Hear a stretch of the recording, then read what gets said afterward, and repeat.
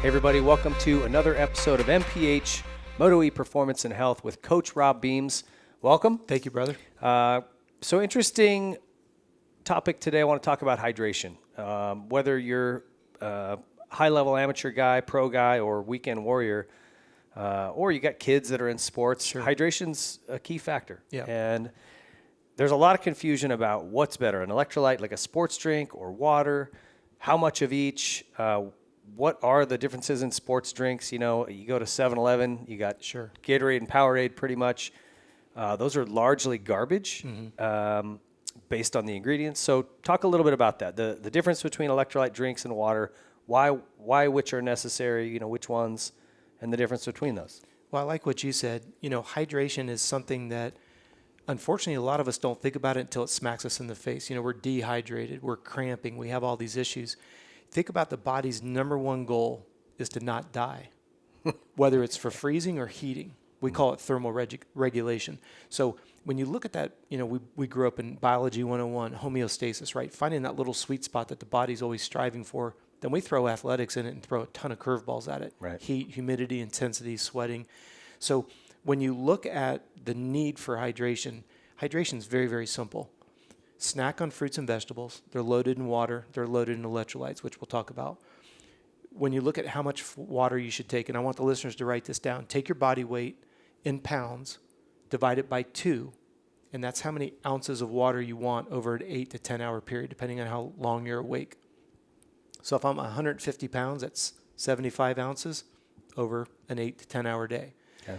So what that does is, and I want the listeners to think about this, you have two sides of hydration, what we call basal metabolic needs, what you need to stay alive, and then what you lose in sweat. That's the side of the coin that people tend to mess up. So if you are drinking half of your body weight in ounces of water over the course of a day, you're hydrated for what your body needs. When we get into athletics, we need to know what your perspiration rate is. So stepping on the scale before you exercise, stepping on the scale afterwards, it's going to give you a number. Just like your motorcycle, every time you let this thing run, it's going to drain fuel, right? So you should lose some water weight every time you exercise. So if you're gaining weight during a workout, you're overhydrating. It's pretty simple. The reason why I want to bring that up at the beginning is being overhydrated is more dangerous than being dehydrated. And here's why. When you're overhydrated, hyponatremia is the technical word for that, you never quench thirst. And the dangerous part is you'll start to have symptoms as if you're inebriated. Slurred speech, loss of balance, blurry vision. The problem with that is you still haven't quenched thirst, so your body still keeps prompting you to keep going. Unfortunately, it can kill you. If you go the dehydration route, there's several phases. Skin stops sweating, cotton mouth. You may start to cramp. It'll give you enough stopgaps to the point where your head feels like you've got a frying pan on it. Usually there's enough indicators that you'll stop doing what you're doing. Very rarely do you see somebody kill themselves with dehydration. But even in Atlanta, they did that a radio station in Atlanta did a radio drinking contest and a lady died. Okay? So when you look at the dangers of that, someone, you know, maybe the listeners will go, how big, what does it really matter if I'm hydrated? It can kill you if you overhydrate. Now, when we get into this, because that's the most important part about understanding hydration, how to do it, how to measure it, how to stay in balance. Then you look at you brought up the subject of electrolytes. That's where sports drinks come in. Electrolytes play two significant roles. One, it helps us absorb fluid. That's why you urinate more when you drink a sports drink, because the electrolytes help you pull that in, causes you to stay hydrated. That's a good thing. Electrolytes also play a significant role on the contraction of the muscle. So when somebody tells me they're cramping, we have to look at three things. Is it a dehydration issue? Is it an electrolyte imbalance issue? Or are you simply just pushing the tissue too hard? You know, if all of a sudden, you know, maybe you and I don't, I'm from Florida, so if all of a sudden we're going to go do a run in the rolling hills out here in San Diego, my calves are probably going to pay a significant price because it's not used to that much load leaving the ground. So when someone says they're cramping, that's what we immediately want to understand. How much have you lost? Is it a true dehydration issue? If the sweat rate's within the right range, you should, when you exercise, you should have a loss rate of 1 to 2%. More than 2%, you're dehydrated. Anything less than 1%, i.e. you stayed the same weight, you're overhydrated. Dangerous place to be. Interesting. Okay. But the electrolytes is what I want to because you'd mentioned that earlier, electrolytes play a role on the ability to absorb fluid, stay hydrated, and then athletically perform. So like when somebody takes a sports drink and they cut it, they say, hey, buy this bottle of whatever drink, cut it in half. What is it you've cut in half? Calories and electrolytes. That's why I have a real problem with a lot of these products that are going to 0 calorie. That's the stupidest thing you could ever do, because during exercise, you need calories. Yeah. Now we can get into the subject for the first 60 to 90 minutes. You can go because you have stored sugar, blah, blah, blah. But for the most part, you want it, if you're going to drink a sports drink, it's to fuel what you're doing. Yeah. Some of the listeners may know I own my own sports drink business. I own my own supplement company as well. But I don't want you buying supplements, and I don't want you taking sports drink until we deem it necessary. And what I mean by that is if you're eating fresh fruits and vegetables on a daily basis, your electrolyte levels are probably pretty dialed. But I think people overestimate their need for sports drinks. Absolutely. Little Johnny does a 20-minute soccer game, and they're handing him a big bottle of Gatorade. Right.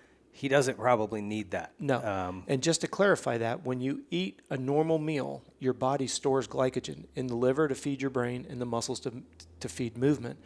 Well, if you're eating properly, you've got about a 60 to 80 minute gas tank, depending on your body size. So let's just water it down to an hour. If you're properly eating during the day, you've got enough exercise to go an hour. If you're going longer than an hour, then look at bringing something in. Sure. Now, what gets kind of out of context is the junk that's in the drinks. When you look at these, you go to a refrigerated case and it's whatever color, blues and greens and oranges and green. Those aren't normal colors. Well, that's a coloring agent. That's not lime juice in the green. That's Gatorade right. that Yeah. turned green. And we have a mantra in our office. We say, if you can't pronounce the ingredient, your body certainly can't digest it. And so when I developed Energy Fuel, we did quite a bit of beta testing. We did it, I think it was a total of 8 years with all three we have 4 formulations. I think it ended up being a total of 8 years of beta testing, because it's not just about throwing a concoction of ingredients together and go, yeah, we have a sports drink. You have to look at the formulation. You have to look at the complexity of the carbohydrate. You have to look at its ability to break it down. And where this is going to be important for the listeners is there's an inverse relationship between food complexity and intensity. Mm-hmm. So if you're peeling the ears back on the dog and you're really hammering, you can't be having a lot of complex stuff in your stomach. Yeah, it's not going to break down. And we talked about this in a prior show. When you are working hard, you've got that fight or flight response. If you're fighting, your body is pushing all the blood to your extremities. There's no blood in your core to digest food. That's why it's going to be very difficult to digest heavy foods. Not even heavy foods, just slightly even complex, because the blood is going to the working muscles to deliver oxygen. The water is going to the skin for sweating, shuts digestion down. Mm-hmm. And again, we're back to that hierarchy of needs. Die of a heat stroke or digest food, the digestion of food. And that's why you see on race day people are nervous. They end up with diarrhea or vomiting. It's because the body wants it out of the system, and it's only got 2 holes to get rid of it. And it's going to find a way to get rid of it. Yeah. And so if you put it into an executive decision, you're not going to like the executive decision that the body's going to make. And we've all been there. Yeah. Exactly. Yeah. We've all been there. And there's also, in terms of the electrolyte balance, I think back to medic school, the sodium potassium pump. The I mean, your heart functions on proper electrolyte balance. So I've always been told a lot of cramping is more electrolyte imbalance than it is dehydration. That's right. Necessarily. So those are very important, but they're not all made equal. So continue on with that, because I know your product, I've kind of helped you as you guys have gone along the way, tasting those different ones and giving you feedback. And the new line's awesome. I love that there's no color to it, which is a big, essentially poison. Yeah. So if you're drinking red Gatorade, that red 40 or whatever it is, I don't give that to my kids because I can watch them just spin up when they get on that stuff. So tell me about those differences there. Well, the thing that I want people to understand is when you look at the formulation, as I teased earlier, if you can't pronounce it, you certainly can't digest it. And when you start looking at the elements of what's in an isotonic drink, that's a sports drink, stop and think about the ingredients that make up all those different colors first and foremost. Now, I'm not trying to insult anyone's intelligence. When you see it on the shelf, it's referred to as an RTD, a ready to drink. Well, if it's on a shelf, it has a preservative in it. That's why you don't see ours in a pre-liquid format, because I don't want anything artificial in there. Yeah. Not because I eat foods that some people would say are not good. You know, I'll have wings and cold beer occasionally. So again, I don't live in a glass house. I don't want to give the wrong impression, but I don't want to put a preservative in there where I know your body's going to struggle to break it down and probably cause some gastrointestinal issues, diarrhea and things, cramping. So why would I want to put something into a drink? And if it's in an RTD, it is guaranteed to have a preservative. Otherwise, it would have mold in it. Well, again, a preservative is not a normal thing that we were designed to eat. So you've got to look at these. And again, we don't live in a glass house. I mean, if you're, I wish I could say I haven't had to have Gatorade, but there's been times Michaela and I, you know, we go on a long bike ride, and next thing you know, we're running through a convenience store, and, you know, we're getting ice cold Gatorade and potato chips. Yeah. You know, sometimes you got to do what you got to do. Well, and it's funny because for those of you that like to watch the Tour de France, if you watch those guys in the Tour, you'll notice in their feed bags, as they go through the feed zones, you'll notice they'll reach in their satchel, and the first thing they'll do is grab a small can of cola. Because when you're under a lot of the three elements of stress, heat, you know, intensity, and, you know, take all of those dynamics of racing, high heart rate, high temperatures, high stress. Those three things are going to beat hunger down all day long. The reason why they put the cola in is because the phosphorus in the cola will reactivate the digestive enzymes. But if you notice, they're not doing it on the most difficult part of the stage. They're doing it usually at the top of a hill, where now they can let the heart rate come down. It allows them to bring the food in without it coming right hitting up the rebut. So I'm not advocating Coke. I want people to understand what they're looking at when they watch it on TV. Then you'll notice when the race is over, those guys are hammering a Coke because they know that the recovery window is pretty tight. And if you put food in and you regurgitate it, that doesn't help your recovery window. Yeah. Michaela and I do a lot with triathlons, and there was a big showdown between Jan Frodeno from Germany and Lionel Sanders.